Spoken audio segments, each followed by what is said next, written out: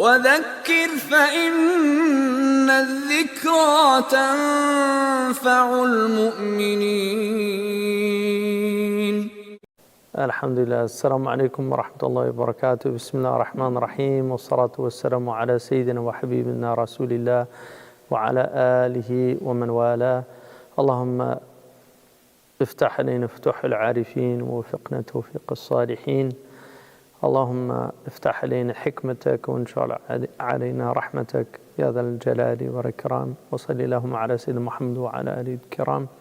Alhamdulillah. So continuing on with the 12 subjects that Ibn Juzay al-Kalbi said was necessary for somebody who was going to be teaching or doing tafsir, which would mean essentially telling you what the Qur'an means, and the idea that you would be speaking on behalf of God should, I think, cause anybody pause. So people that hastily want to tell you what the Qur'an means, or it's a bad sign for those people, because the early community didn't really speak about the Qur'an. They were so terrified of saying something that might be incorrect, or even Sayyidina Umar radiallahu anhu did not like to speak about what the Qur'an meant. So the number of Sahaba that actually did interpret the Qur'an is actually quite small.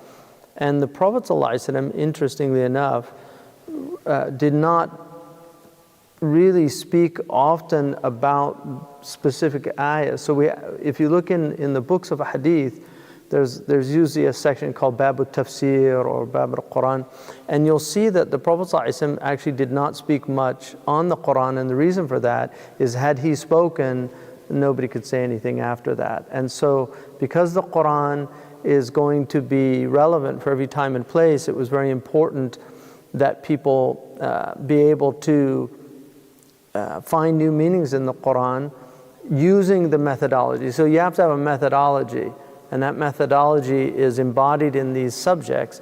If you use that methodology, the Qur'an can produce constantly new meanings, and that's why people come up with new meanings all the time. I mean, there's people still today that are writing interesting things about the Qur'an, but it's very important to have these subjects. So we went through Usul al-Din, which is the idea of Aqeedah, understanding the foundational beliefs of Muslims.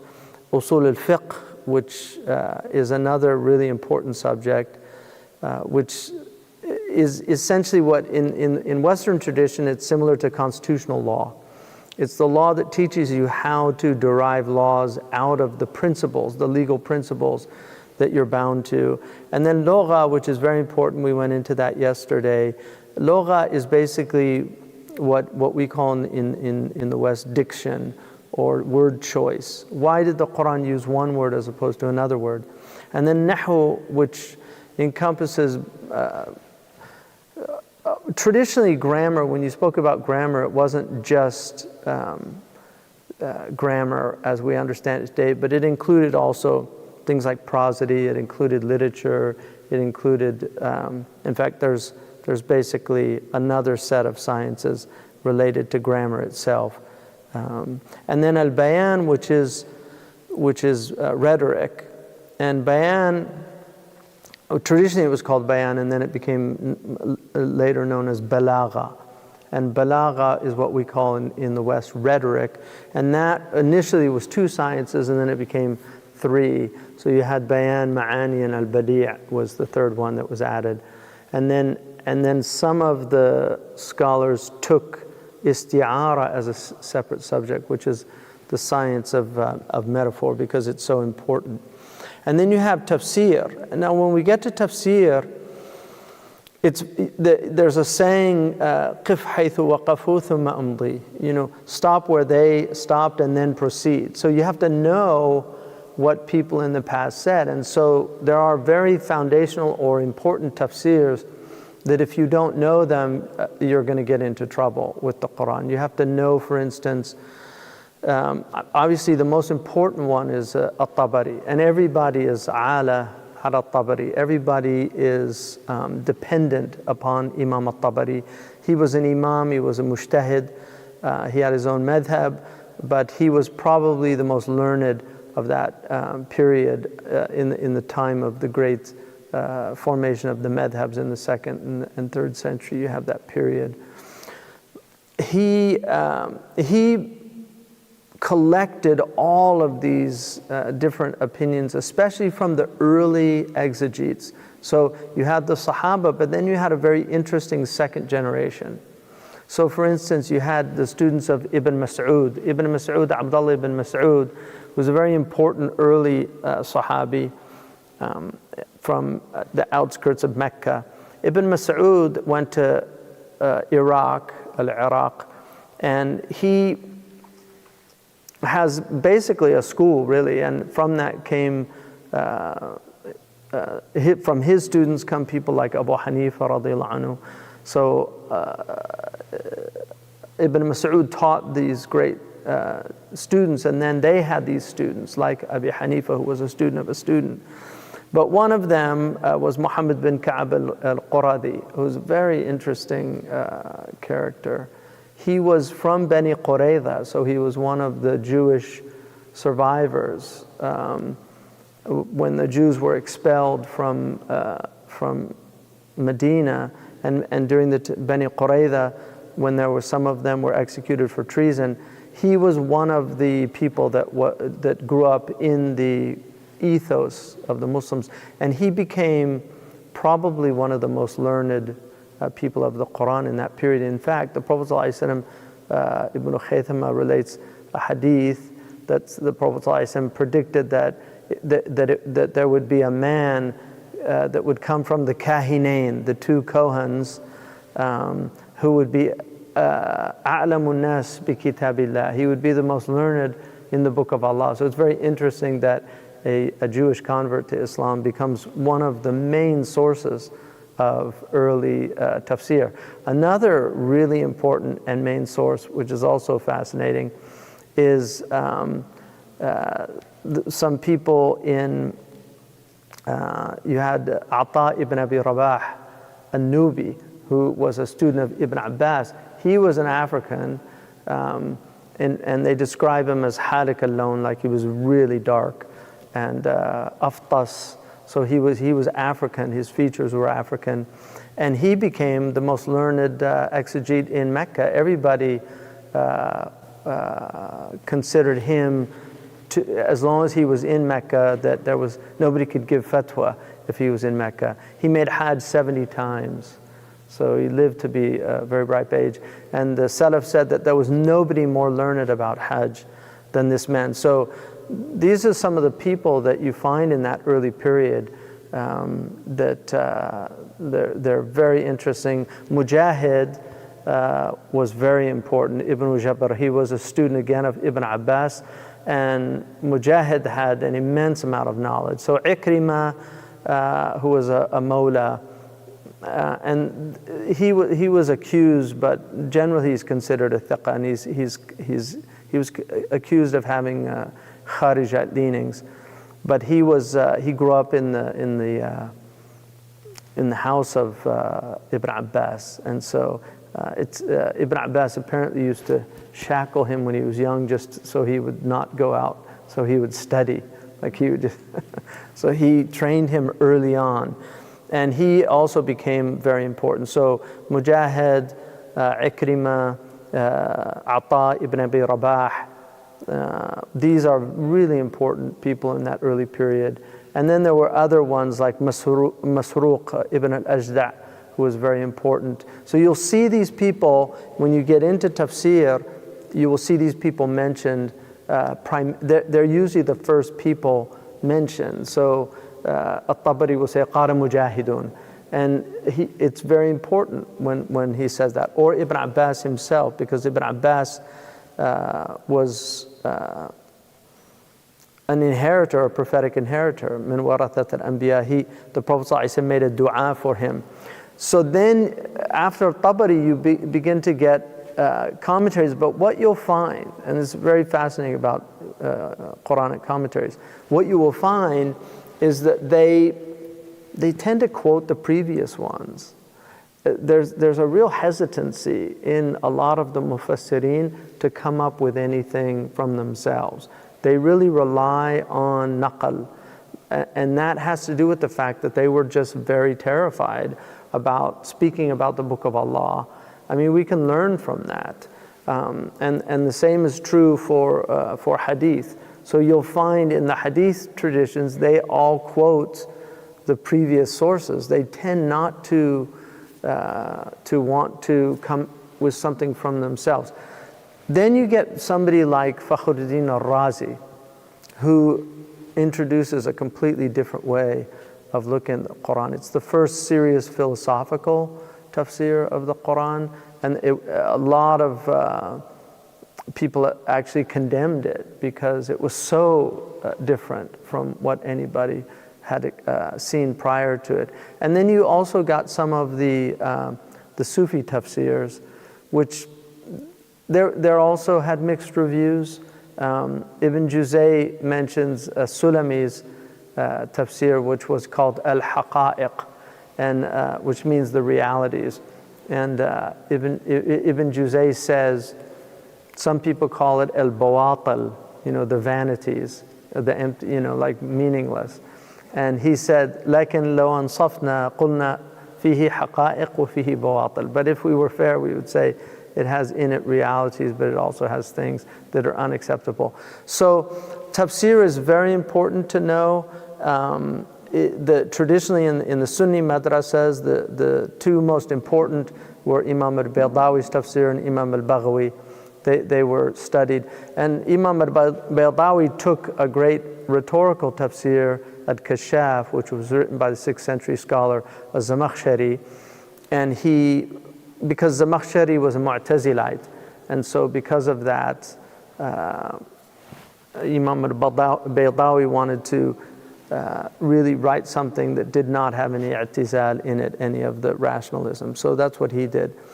So tafsir is extremely important. Then you get into the qira'at, and I want to look at the qira'at tomorrow, but there were basically, the qira'at are very important and they're very interesting, and they're actually a miracle of the Prophet ﷺ, because we're the only community that has an agreed upon book. So all the previous communities have differences about their books, and what I mean not differences of opinion about what the book says. I'm actually talking about the text itself. So for instance, Christians have the Catholics have a different Bible than the Protestants have, as an example, because they reject some of the books.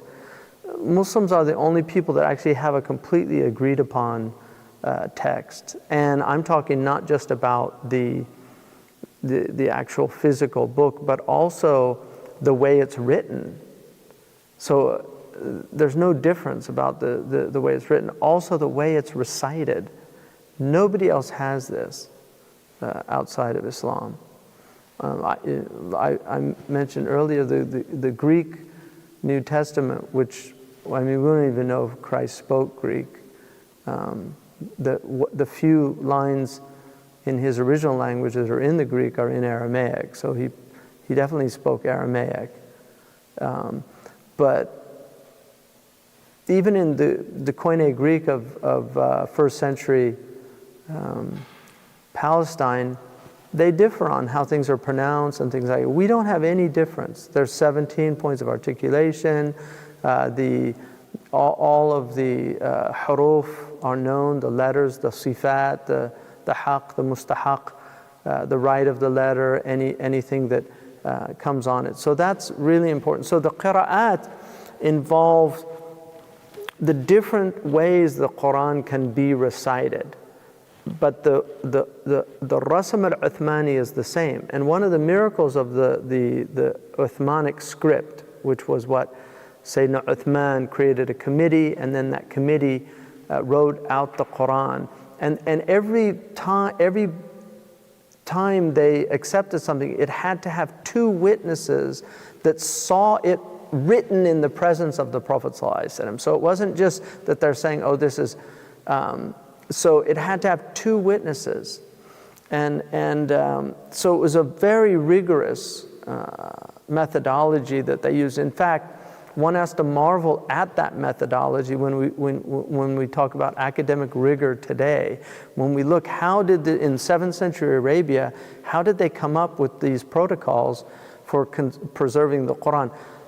Inna nahnu nazzalna dhikra wa inna lahu lahafidhun. That's the traditional Muslim explanation, that God says, we revealed this book and we will preserve it. So one of the ways it was preserved is through its recitation and through the qira'at. Now there are 7 qira'at that are mutawatir, and then they also have ruwat. So they'll have variations of the 7.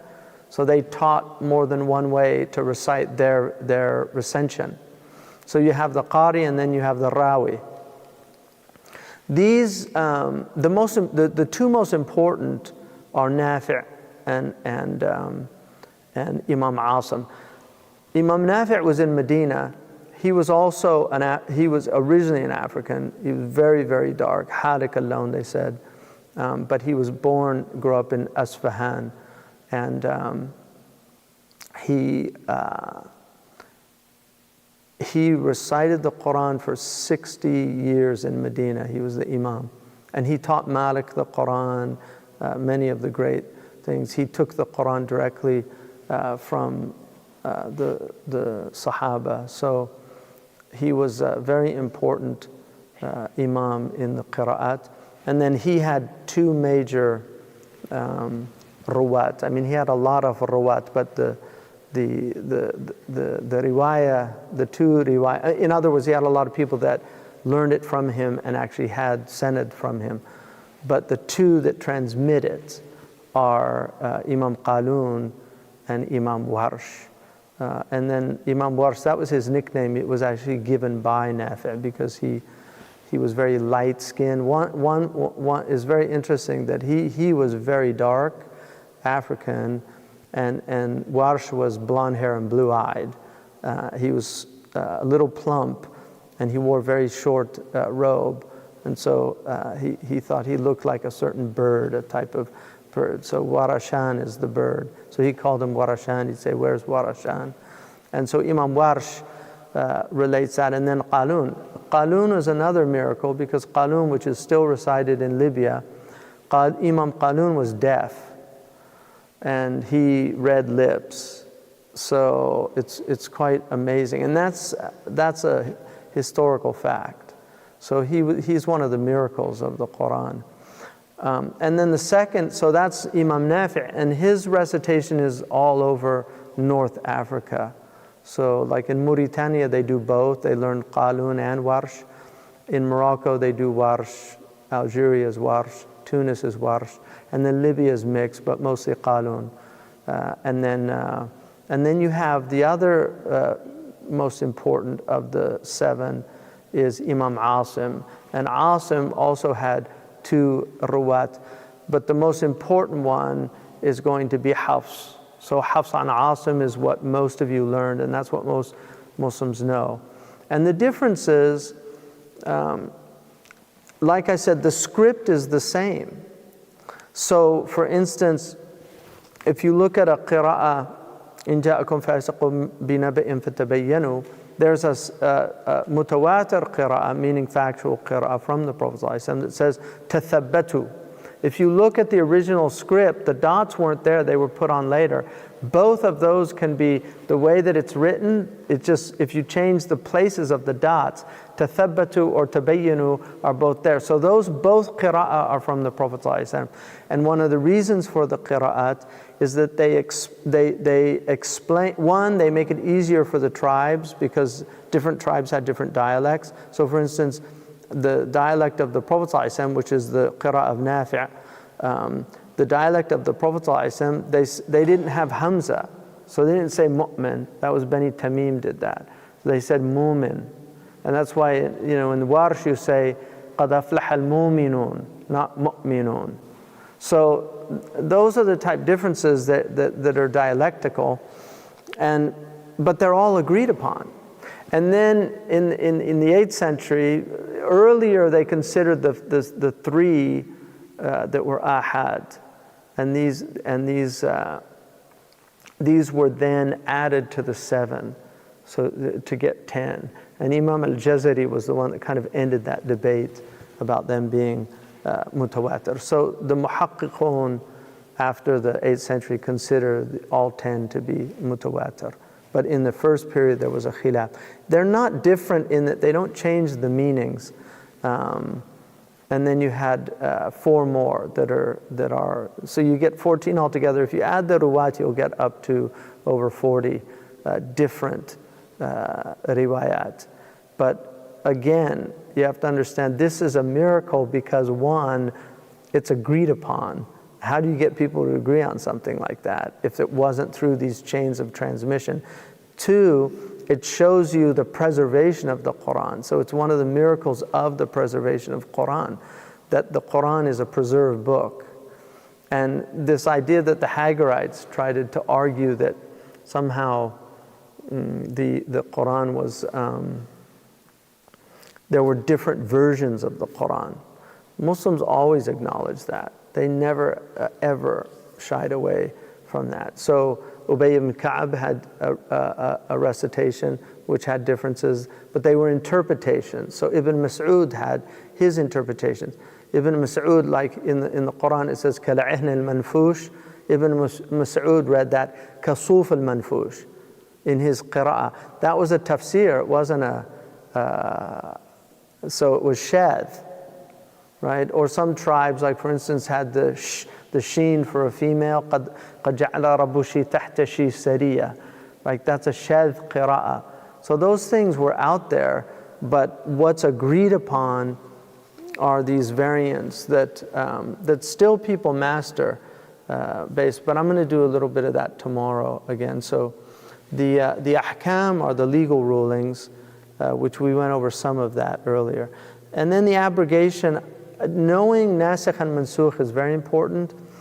This is probably the most difficult area in Quranic studies, I would argue. There's a lot of debate about it.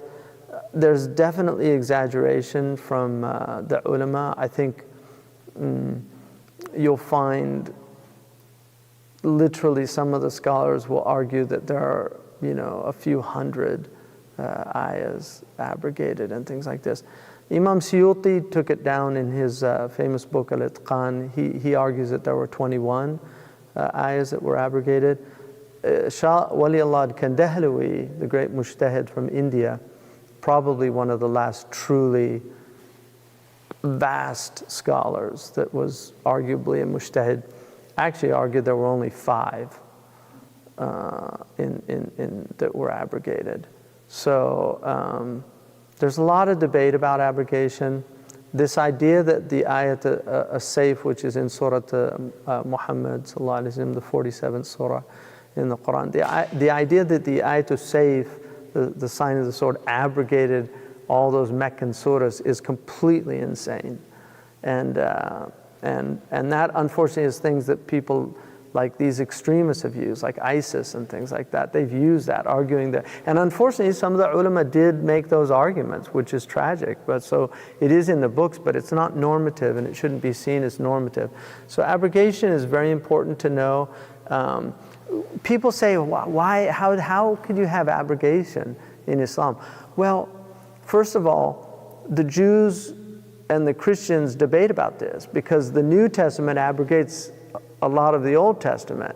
So that's part of the point of abrogation, is it showing that things do change. The Prophet ﷺ had circumstances, and then later the circumstances changed. In Mecca, he wasn't allowed to fight. In Medina, because he had state authority, he was allowed to fight. أُذِنَ لِلَّذِينَ يُقَاتَلُونَ بِأَنَّهُمْ ظُلِمُوا. Right? Because they were oppressed, they were permitted to fight. And so in that verse, in Surah Al-Hajj, Allah subhanahu wa ta'ala gives the community idhn to defend themselves. Prior to that, they weren't, because the circumstances would have led to a kind of terrorist type of thing. If in Mecca, if they were given permission to fight, how would they fight? They'd fight like subversives. So when the situations of Mecca are in existence, all those apply to Mecca. So when Muslims don't have state authority, they don't use vigilante violence. Violence has to be sanctioned by a state, unless it's in self-defense, obviously. But if you just remove any of that, then it becomes tribalism, and it becomes cycles of violence that never end. So that's very important, that abrogation and the concept of abrogation is actually very important. And even in the verse in the Qur'an, in Surah Al-Baqarah, there's two verses. One is in Nahl and the other is in Baqarah that mention abrogation. The verse in Baqarah, مَا نَنْسَخْ مِنْ آيَةٍ أَوْ نُنْسِيهَا. We don't abrogate an ayah or cause it to be removed. There's two qira'ah, nunsiha and nansa'aha. So it's same rasm al-Uthmani. So nansa'aha means delay it. So it might not be applicable in these circumstances, but in other circumstances it becomes applicable. And this is what's called tahqiq al-manat in usul. In usul, the manat is the cause. And so in usul you have the manat, the cause of something. The tahqiq al-manat is determining whether the situation that you're looking at has the same applicability of the manat in the original situation in which it. In other words, like for instance, when Omar removed the had punishment during the famine, because theft, its Qur'an is very clear, right? As-sariqu was-sariqa. The Qur'an is very clear about somebody who steals. But in the circumstances that Omar saw when he was caliph, this is a time of necessity. People are starving. They're going to be doing things that they would never do in normal circumstances. So his haqqaq al-manat, he said that the legal rationale does not apply here, because the theft is when things are normal and people have what they need. So if somebody's stealing out of necessity, it doesn't apply. So that's tahqiq al-manat, and that in essence is a type of abrogation. So what abrogation teaches us is that circumstances change, and therefore rulings change. And this is why Islam is not, it's much more casuistic than it is a kind of statute law. You cannot apply Islam like statute law. And it was only when the Europeans trading became so important that the Ottomans attempted to create a type of statute law for the Sharia. But the Sharia is much more like, I would liken it to naturopathic medicine as opposed to allopathic. In allopathic medicine, every asthma is the same. In naturopathic medicine, they're going to look at each asthmatic case differently. Like what causes it, what's the temperament. So if you're in Chinese medicine, you might give completely different herbs for one case of asthma than you would for another. I mean, I'm just using that as an analogy, right? Whereas the kind of cookie cutter model is not possible. And then you have hadith studies, which is very important. The Prophet ﷺ, especially the hadiths that relate to legal injunctions and things like this, so of which there are surprisingly not that many. Even in the Qur'an, there are not that many that relate to. And then you have qasas, which we went into a bit. And then finally, tasawwuf. So he includes tasawwuf as one of the really important signs to know, sciences to know. And he actually wrote a beautiful book on Quranic tasawwuf. So before we have some questions, because it's going to be the 27th night, they asked me to talk a little bit here. And I thought what I'd do is just give you an example of how the Mufassirun look at Surah Al-Qadr. So in Ibn Ajiba, who I love this tafsir, largely because it's one of the later tafsir, so he has the the ability to look back on all the previous tafsirs and benefit from them. But he was a really extraordinary scholar from Morocco. It's called Bahr al-Madid. And so he says, Surah Al-Qadr, Bismillah ar-Rahman ar-Rahim, it's Madaniyah.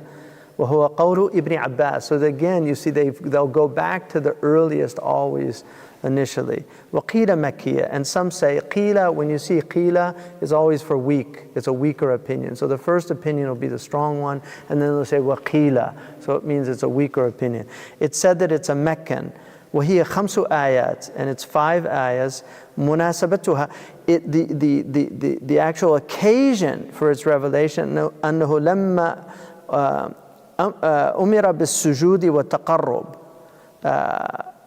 So when there was a command for the sajda in the previous, right, wasjud waqtarib, which is not a sajda according to the Malikis. Some have it as a sajda, but it's not for us. But in the previous, in Iqra bismi rabbika alladhi khalaq, it ends with to go into sajda and get near to Allah. And so here, then, inna anzalnahu fi laylatil qadr. In other words, if you want to get near to Allah, this is the best way to get near to Allah on this night. So it immediately follows the iqtarab, get close to Allah, inna anzalnahu fi laylatil qadr. So I'm going to give you the chapter, the night that you can really get close to Allah, and then mention the time that يَعْظُمُ فِيهِ ذَلِكَ تَقَرُّبْ. So he mentions the time when that drawing near to Allah is the closest of the year. So of all the nights of the year, this one is the night for sajda and taqarrub ila Allah subhanahu wa ta'ala, to get near to Allah.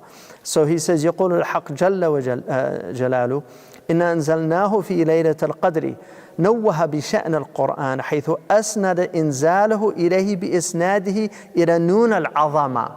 So this is called the royal we. So he's saying that when Allah says inna, not ana nazaltu inna, it's giving it the isnad back to Allah subhanahu wa ta'ala. And then وعن كمال العناية به, and the perfection of his providence, جاء بضميره دون اسمه الظاهر للإيذان بغاية ظهوره. And then he uses the pronoun to show you how clear it is of what he's talking about. كأنه حاضر في جميع الأثر. As if it's present in everybody's mind. إِنَّا أَنزَلْنَاهُ. What else? The Qur'an. So not even إِنَّا أَنزَلْنَا الْقُرْآن. لا أَنزَلْنَاهُ. Because it's so known in everybody's mind. And also يعود على المقروء المأمور به في قوله تعالى اقرأ. So here اقرأ what? الذي أنزلناه في ليلة القدر. فتتصل السورة بما قبلها وعظم الوقت الذي أنزل فيه بقوله وما أدراك ما, أو in worse they say أدراك ما والتقليل, وما أدراك ما or أدراك ما if you use Hafs's تفخيم, وما أدراك ما ليلة القدر. So what will convey to you, what will give you diraya, what will give you knowledge of what is the night of power. لما فيه من الدلالة أو الدلالة أو الدلالة على أن علو قدرها خارج عن دائرة دراية الخلق, showing you that it's impossible for creation to understand what this night is. وَمَا أَدْرَاكَ مَا لَيْلَةَ الْقَدْرِ. What will convey to you? You won't know, you won't understand what this night is. But to give you an approximation, لَيْلَةَ الْقَدْرِ خَيْرٌ مِّنْ أَلْفِ شَهْرٍ. This is a night that is better than 1,000 months. So if you look at 1,000 months, somebody broke it down. So for every 1 second of your ibadah, it's a day. 23 hours. Like just 1 second. So just say subhanallah. You just got like as if you did that for a whole day. So it's a good time to donate too, inshallah. Inshallah you get more reward for and then 1 minute is better than 58 days of worship. 1 minute. 1 hour, 9.8 years of worship. And it actually, we don't even know, because it really says خَيْرٌ مِّنَ الْفِشَاءِ. It's better than. So we're just taking it as if it was 1,000 months. It's actually better than 1,000 months. And then one night is like 83 years for if you did it like 1,000 months. So that's subhanAllah. Allah is Akram al-Akrameen. Allah is a generous Lord. Alhamdulillah. This came from, the Prophet was talking about the previous peoples and how long they lived. And in one hadith he mentioned about somebody from the Jews who, for 70 years, he was in Ghazwa. Fi sabilillah, 70 years. And that's how we haven't done anything. Right? Because they'd only been Muslim, some of them less than a year or 2 or 3. Right? Think about it. And they were thinking, oh, we haven't done anything. And so Allah revealed this. This is what I'm giving to this ummah. It's min khasa'isi hadir ummah. It's from the specificities of this ummah that I'm going to give you a night that's worth, it's as if you had a whole lifetime of worship from the previous peoples. It's an amazing gift from Allah. And so then he says, والمراد بإنزاله إما إنزاله كله إلى سماء الدنيا, because it came down to the heaven at once and then it came piecemeal over the 23 years. روي أنه أنزل جمرة واحدة في ليلة القدر من اللوح المحفوظ إلى السماء الدنيا. So that's one opinion. ونزلت نجوما, right? لا أقسم بمواقع النجوم, as they come down.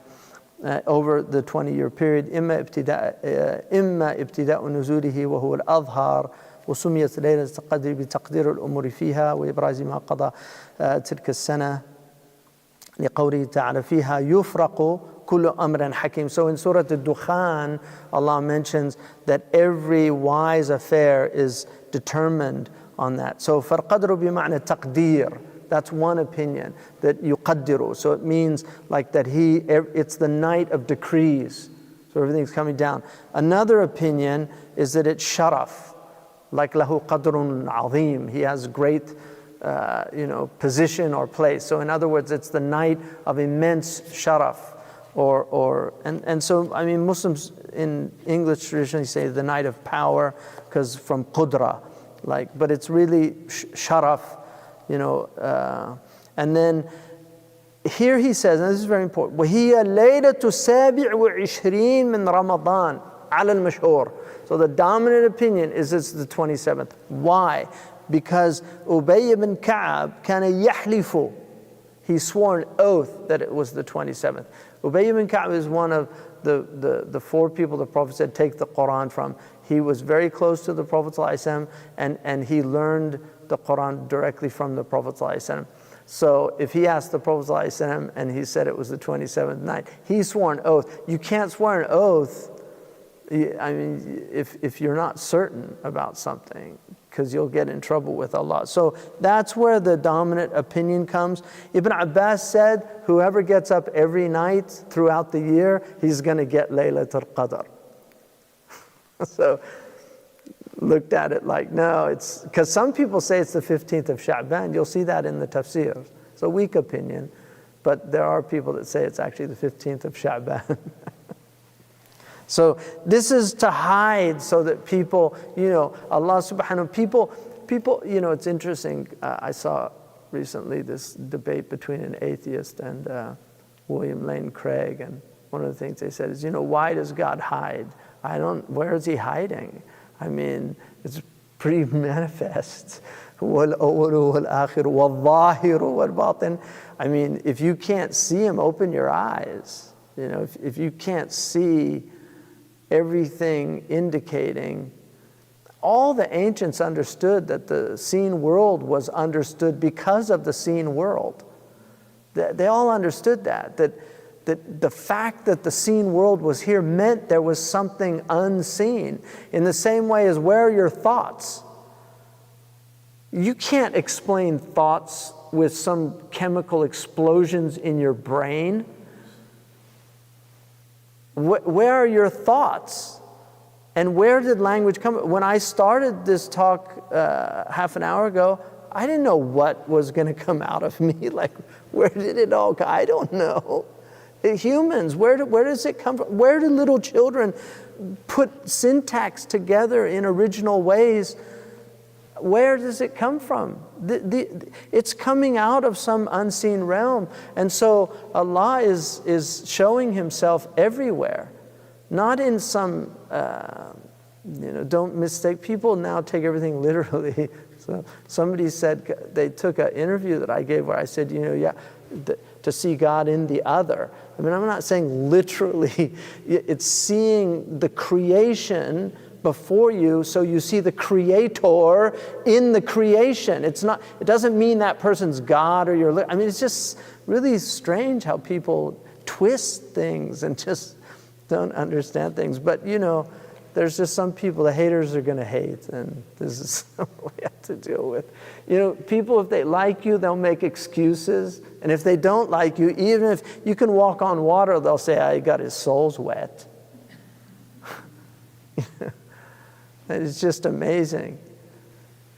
It's from our deen to make excuses. You're supposed to 70. Yeah, 70. I had somebody come to me once, I'm at 68 with you. I said, okay, thanks for giving me the 68,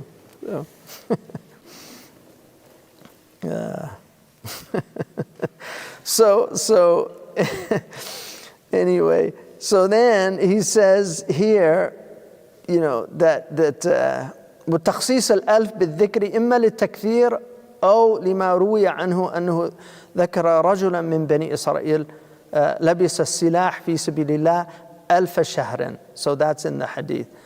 فعجب المؤمنون وتقاصرت إليهم أعمارهم فأعطوا ليلة القدر هي خير من عمل ذلك الغازي. So that's in Imam al-Qurtubi mentioned that in his tafsir. So then تنزل الملائكة والروح فيها والروح إما جبريل أو خلق من الملائكة لا تراهم. So it's either Jibreel or this vast creation of angels that are seen on that day, or it's the Rahmah. والمراد بتنزلهم, these are all possibilities. So the dominant opinion is Jibreel alayhi salam. وقيل إلى السماء الدنيا بإذن ربهم تنزلوا, that يتعلق بالتنزل. So by the permission of their Lord, they're coming down. من كل أمر تنزلوا من كل أمر أي من أجل كل أمر قضاه الله تعالى لتلك السنة إلى قابل. So it's going to the next year. روي أن الله تعالى يعلم الملائكة بكل ما يكون في ذلك العام كله. وقيل يبرز ذلك من علم الغيب ليلة النصف من شعبان. So that again weak opinion. So he goes on. سلام هي حتى أي ما هي إلا سلام على المؤمنين جعلها نفس السلام لكثرة ما يسلمون على الناس, because the angels are giving so much greeting to the people, so there's all this peace coming in. وقد روي أنهم يسلمون على كل قائم وقاعد وقارئ.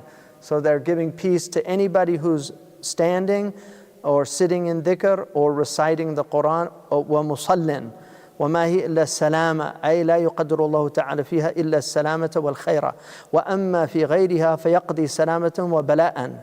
So that night it's all salam, and in other times it's tribulation also. وقال ابن عباس هي إشارة إلى أنها ليلة 27. So Ibn Abbas said the word hiya is an indication that it's on the 27th night, because if you count the letters, if you count the words, when you get to hiya, the hiya is the 27th word in the surah. So Ibn Abbas said that's an ishara, that it means it's the 27th night. Even though the Prophet ﷺ said, seek it out, at-tamisuhu fi ashar al-awakhir. Right, look for it in those last 10 nights and in the odd nights of those last 10 nights. So that's all true. Now, here's this is ishara. So, understand. This is ishara, but so ishara. أهل القلوب من العارفين الأوقات كلها عندهم ليلة القدر. For the people that are real knowers of God, every day is ليلة القدر. والأماكن عندهم كلها عرفات. And everywhere they are is عرفات. والأيام كلها جمعات. And every day is Jumu'ah. لأن المقصود من تعظيم الزمان والمكان. Because these times are times, the reason you get up is to give them, to magnify them. وَمَنْ يُعَظِّمْ شَعَائِرَ اللَّهِ فَإِنَّهَا مِنْ تَقْوَى الْقُلُوبِ. So from the piety in your heart, you want to magnify the things of Allah subhanahu wa ta'ala. So he's saying these are people who do this all the time. They magnify every hour. They magnify every place they're in. They magnify every... and then وَالْأَوْقَاتُ عَنْدَ الْعَارِفِينَ كُلَّهَا سَوَاء فِي هَذَا الْمَعْنَى. And that's why Abu al-Abbas said, نحن والحمد لله أوقاتنا كلها ليلة القدر. So that's probably Abu al-Abbas al-Mursi. It might be Abu al-Abbas al-Hadrami, but I think it's Abu al-Abbas al-Mursi. الحمد لله أوقاتنا كلها ليلة القدر لأن عبادتهم كلها قلبية بين فكرة واعتبار وشهود واستبصار وفكرة ساعة أفضل من عبادة 70 سنة. To a deep reflection for just a moment's deep reflection is better than 70 years of worship. It's a weak tradition, but the point he's making is that there are people that really are with Allah all the time. But this is a time for those of us, for those lesser mortals like ourselves, to really benefit from this time. So it's an important night, and the last 10 nights are all good, but the 27th has that special maqam, and traditionally the Muslims have seen it as being that night. So may Allah subhanahu wa ta'ala inshallah give us the blessing of this night and increase us and give us the ability to get close to Allah subhanahu wa ta'ala inshallah. We're almost there. Are there any questions? A few questions? Yes, there are several questions. Thank you so much. May Allah reward you. Let's see. Well, one of the most repeated questions is, considering the various geographical locations and that it is night in one place while it is day in another, how do we understand when Laylatul Qadr truly falls? That's a great question, because I've thought about that. So, first of all, it's very important to remember that everybody has a deen with Allah subhanahu wa ta'ala. Like your deen is between you and Allah subhanahu wa ta'ala. And إِنَّمَا الْأَعْمَالُ بِالنِّيَّاتِ, actions are by intentions. And Allah subhanahu wa ta'ala is not limited by time or space. He's the creator of time and space. So He's not within time and space. Time and space is contained in His knowledge. So whatever it is, like we know now that it's one day in one place and it's another day in another place. So we have two places on the earth where they're literally in two separate days. With Allah, that's like meaningless in the idea that they're two separate. With everything is one with Allah. His knowledge is absolute. And so whatever Laylatul Qadr is, He's telling us what it is, and He knows it. And He's telling that it's on, our Prophet told us that it's on one of these last 10 nights, especially the odd nights. And Sahaba like Ubay ibn Ka'b said it's on the 27th, which is historically where Muslims have considered it. That's mashhur, in other words, the dominant opinion of our tradition. And so, inshallah, Allah will give you by your niyyah. My own experience personally is, I mean, in fasting now for going on 43 years, I think a lot of Muslims have had the experience of feeling the peace of Laylatul Qadr. And I remember once when I had a lot of himmat when I was very young, I went out on the 27th morning because the hadith I read said that the sun rises without any rays. And I really felt that it was the 27th night. And so I went out that morning. I was in Al-Ain. And I went out and the sun just came up red without any rays at all. It was just amazing. And I just felt like that was for me. Like it, and I really believe that about God, that God gives each one of us what we need. Like you will, you can be like, you can lose a loved one and then it starts raining and you feel like, the skies, sending down rain for you. And Allah is generous like that. So, Allah is real. The Prophet said, Allahu haqq. Allah is real. And so people that don't know that, and I feel sorry for them, because if you're open to God, if you're open to guidance, God will show you. God will show you. And I've seen enough in my life to know that that's absolutely true, where you stop doubting because you've seen too many things. And people say, well, I haven't seen those things, because you're not open to them. If you open yourself up to them, Allah is generous. And Allah will show you. Allah will give you just what you need when you need it. Even a word that you might need to hear. But if you're closed, if your heart's closed, when hearts close, that's how all empires fall. Your heart has to be open. Next one. I think the next dominant question is, what are the most rewarding things to do during Laylatul Qadr? The Prophet ﷺ gave us the dua, Allahumma innaka afuun. So you forgive, you pardon, you overlook. Kareemun, and you're generous. It's one of the attributes of Allah. You're Kareem. Fa'fu anna. So overlook us. I mean, we're creatures, we're fallen creatures. Our shortcomings are many, and we have a generous Lord. Ma gharraka bi rabbika al-kareem. Allah says in the Qur'an, like, what has gharraka, what has deluded you concerning your generous Lord?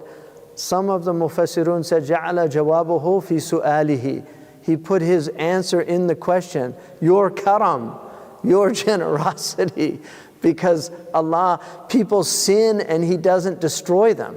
And people say, why do the oppressors do all these things? Why do they do all these things and nothing happens to them? Why does somebody who does all this evil, he lives and has all this energy? I mean, apparently some people don't sleep except a few hours a night, and they can do all their fasad and corruption, and they have all that energy, and then they never get sick.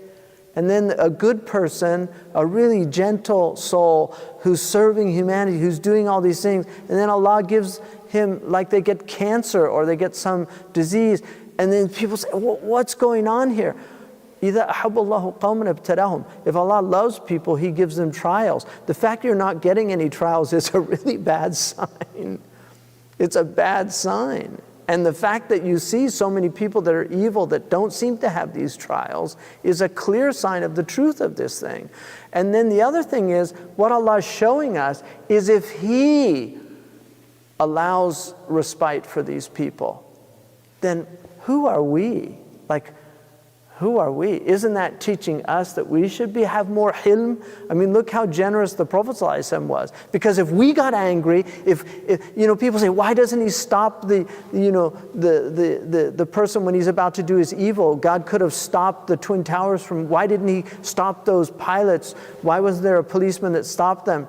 If Allah stopped everything and didn't let us exercise our free will, then what's the meaning of free will? And the second thing is the fact that Allah doesn't react to us, because He doesn't have emotion, He doesn't react, is teaching us تَخَلَّقُوا بِأَخْلَاقِ اللَّهِ, to be more like God, to be less reactive, to be more forbearing, to be more cautious, to be more calm, to be more understanding. I mean, we want God to forgive us and give us excuses, but we don't want Him to forgive anybody else. I mean, that's not fair, right? Yeah, everybody, I always tell people on Yom Qiyamah, Yom Arafah, nobody from this ummah is saying, oh God, be just with me. There's nobody saying that. And if they are, they're crazy. But they want justice for everybody else. And you don't believe until you want for other people what you want for yourself, according to the hadith. Everybody wants justice for everybody else, but not for themselves. I want mercy, but not for him. He doesn't deserve it. This is a human condition. I mean, there's an element to us that's very ridiculous as a species, except for the prophets and the awliya and the salihin. Any last one or one more? Yeah.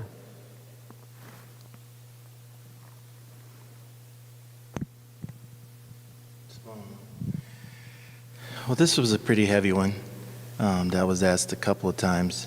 It sounds like it's from a convert who is asking how to not feel overwhelmed with the verses concerning, hell, when you have family members, who don't believe like you believe, like in Islam, and how not to feel overwhelmed by that as a Muslim. I mean, first of all, I would just say this. One, we don't know where people are going, and it's very important never to make an assumption that we don't know. You can't. It's haram to say anybody's going to hell. I mean, we can think that person probably is, like I would think, given what they're doing, like some really evil people. But unless the Qur'an actually specifies a person, we can't say. Kufr is a very complicated thing. I actually wrote an article called "Who Are the Disbelievers?" that's online. Kufr is, I think, Muslims have a very simplistic view of it. I think it's much more complicated than people realize. Kufr, first of all, it's clearly a denial and a rejection of the truth once you see that it's true. And so a lot of people are just nas. They're just people. And the Qur'an has nas, ya ayyuhan nas, ya ayyuhal mu'minun, right? Ya ayyuhal kafirun. There's different people that Allah speaks to, but the first people He speaks to, the very first command in the Qur'an, ya ayyuhan nas, u'budu rabbakum, alladhi khalaqakum, walladhina min qablikum, la'allakum tattaqun. That's the very first verse in Surah Al-Baqarah that gives a command. Ya ayyuhan nas. Once the hujjah has been established on them, then they become kafir if they reject it. For most people, Abu Hamid al-Ghazali, who I think is right on this issue, and I mean, I'm nobody to say Abu Hamid is right, but a lot of ulama do not hold this opinion, but Abu Hamid al-Ghazali is of the opinion that the vast majority of people are not kafirun because they have the hukm of kufr. But he says if they get the message in a distorted way and they reject it, they're rejecting a distortion. They're not rejecting the message. If they never got the message in the first place.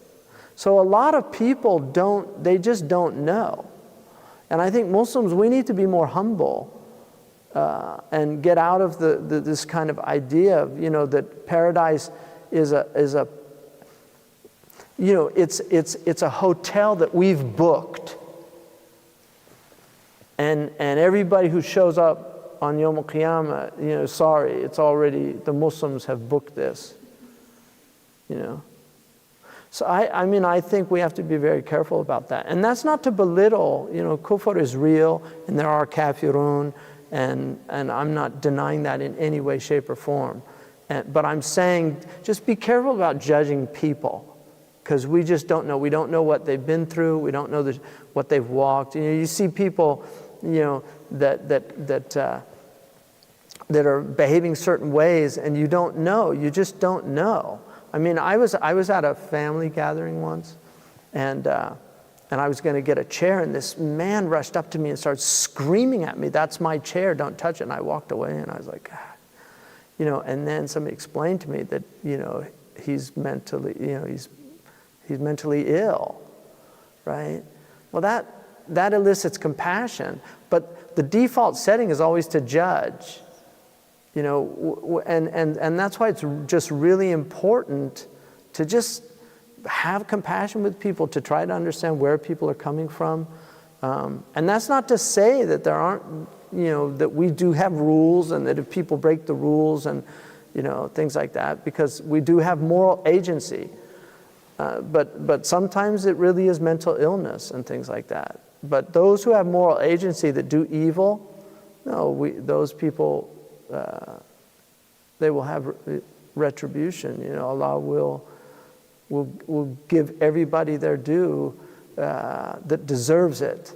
And those that were merciful in this world, Allah will show mercy to them in the next world. Ar-Rahimun. It's the first hadith I learned. All the Musnidun, the very first hadith they teach you, it's called Al-Musalsal Bil-Awwaliya. The first hadith that you learn is Ar-Rahimun. Yarhamuhum Ar-Rahman. Irhamu man fil ard. Yarhamukum aw yarhamukum man fis sama. That those who show mercy, the merciful will show mercy to them. Those who show mercy, man fis samawati wal ard. Those who show mercy, ar-rahimun, yarhamuhum ar-rahman. Irhamu man fil ard. So have mercy. Man there is called sighat al-umum. Show mercy to people in the world. The quality of mercy is not strained. It droppeth as a gentle rain from heaven. Upon the place beneath it is twice blessed. It blesseth him that gives and him that takes. I mean, mercy is that's why our Prophet is rahmah. وَمَا أَرْسَلْنَاكَ إِلَّا رَحْمَةً لِلْعَالَمِينَ. We only sent you as a mercy to all the worlds. That's who our Prophet is. So I'm not denying there's wrongs and people that we believe in justice, and that's absolutely true, and we shouldn't forego justice. And you end up in this kind of wishy-washy world where there's no, I'm not saying that at all. It's very important.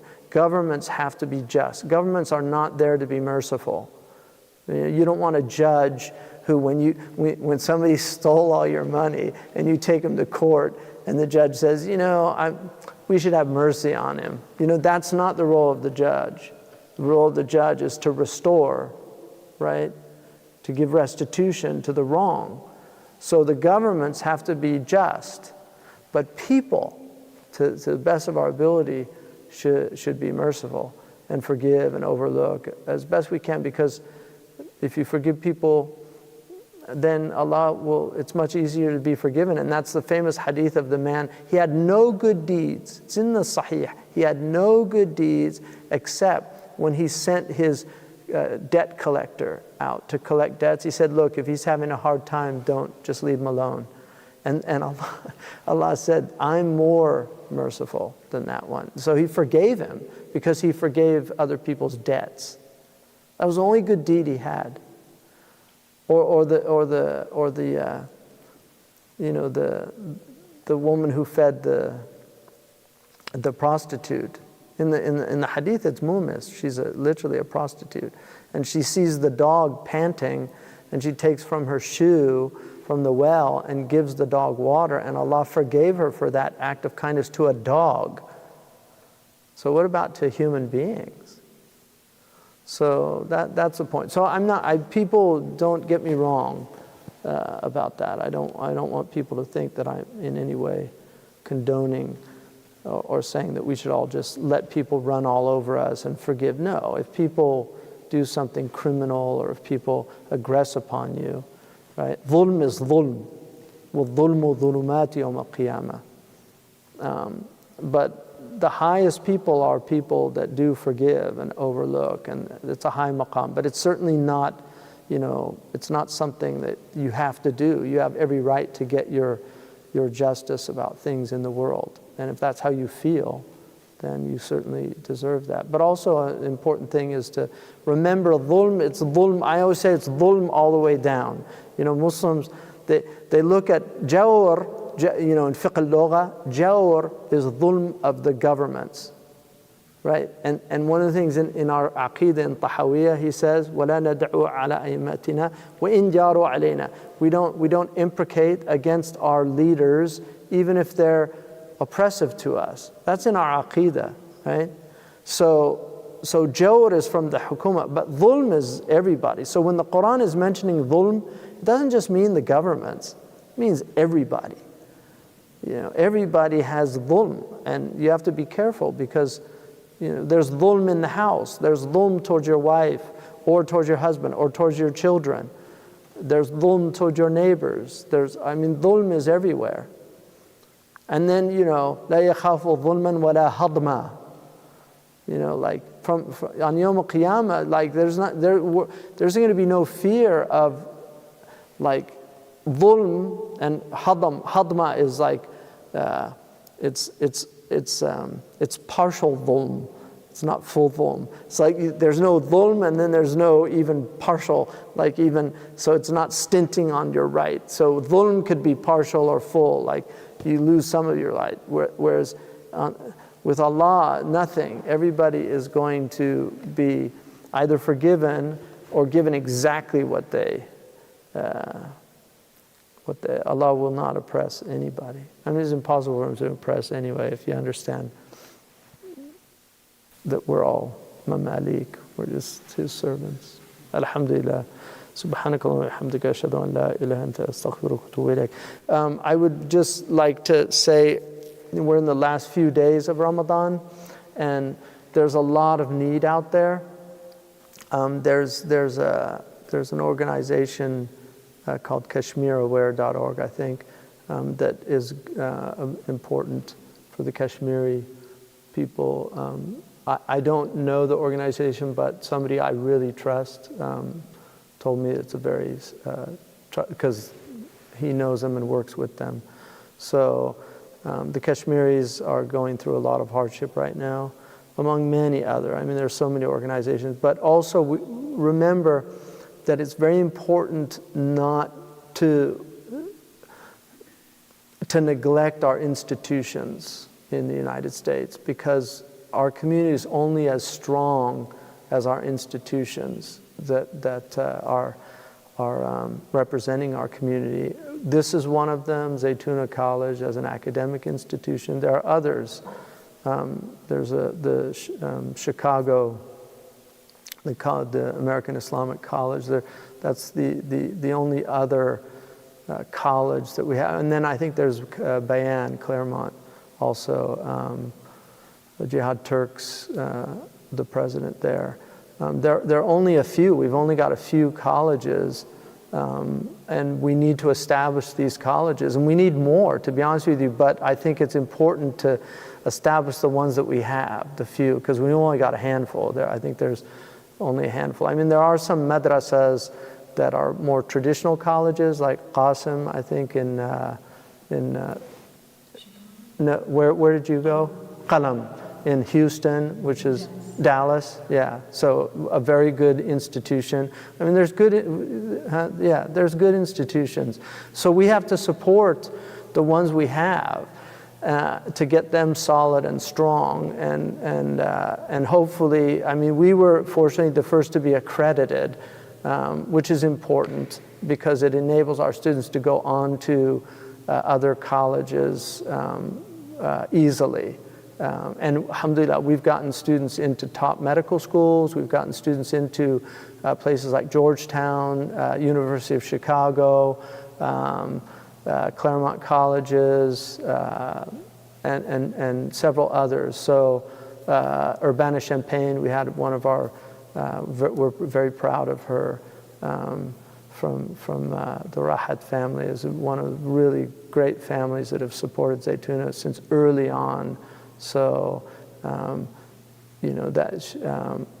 that's a really quite an accomplishment. She's working now in the DOJ. So, it's really important that we support these. So I hope you find in yourself to support Zaytuna. We've been very fortunate to have your support. I know there are many other worthy institutions, but and I would encourage supporting them also.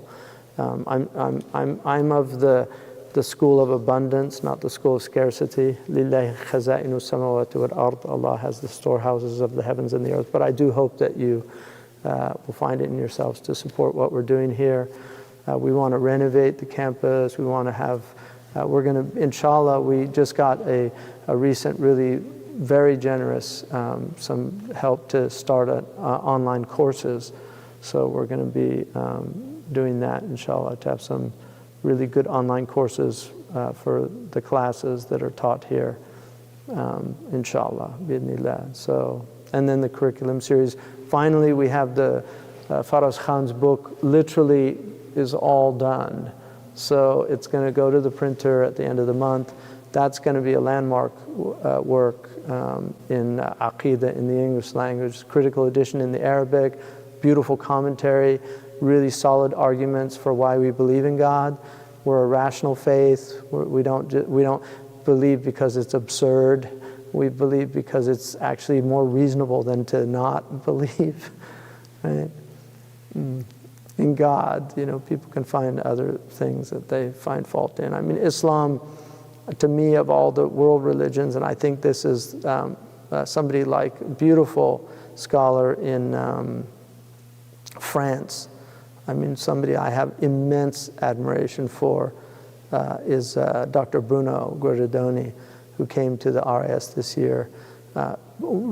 Truly one of the brilliant intellects alive on the earth. And he found a home in Islam because he just felt that he was a man of faith, and he felt that it was the one religion that, as a world-class cosmologist, because he's one of the leading experts on galaxy formation, he's an astrophysicist, and he said that he just felt that the Qur'an was a book that didn't, he actually said, I felt it was written by the cosmologist. So he said it wasn't a book that offended his sensibilities as a scientist, which is quite a testimony from somebody of that caliber. So I think you should all be happy that we're Muslims. Be happy. I'm happy. Alhamdulillah. We'll be out of here soon enough.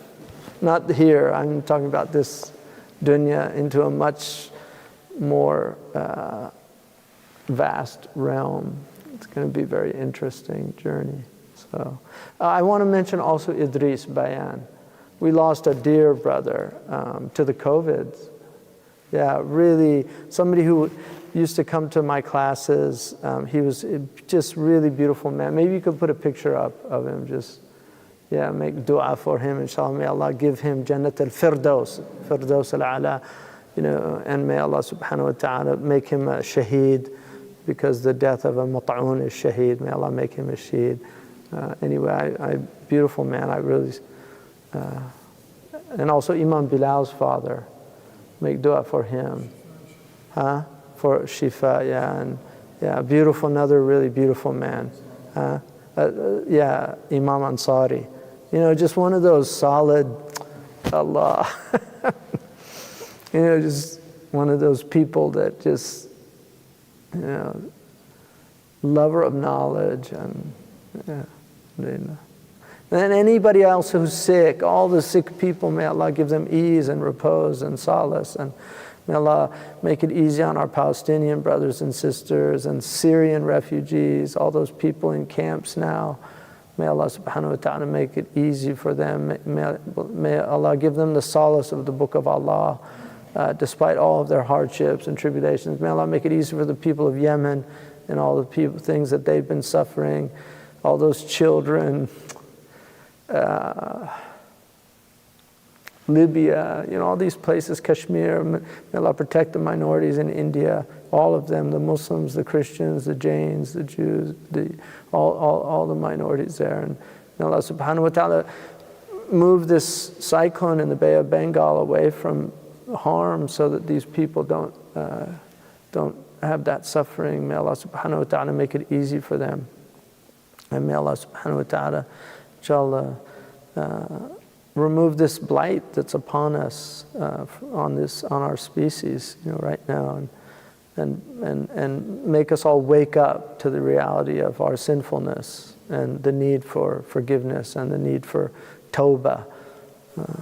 Ameen, inshallah. Subhana rabbika rabbil izzati amma yasifun wa salamun ala al-mursalin walhamdulillahi rabbil alamin.